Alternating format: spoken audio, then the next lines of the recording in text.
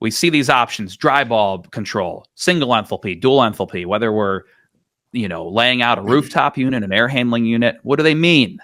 Well, if we're talking about dry bulb control, it means I have a dry bulb temperature sensor in the outdoor environment, and I have a temperature at which I will decide to move into economizer mode or free cooling mode if I meet that temperature or am lower than that temperature. So in other words, if we're using 55 degrees as our tipping point, if the ambient air outside is greater than 55 degrees, we will maintain minimum position in the outdoor air damper and simply just bring in enough ventilation to meet our requirements.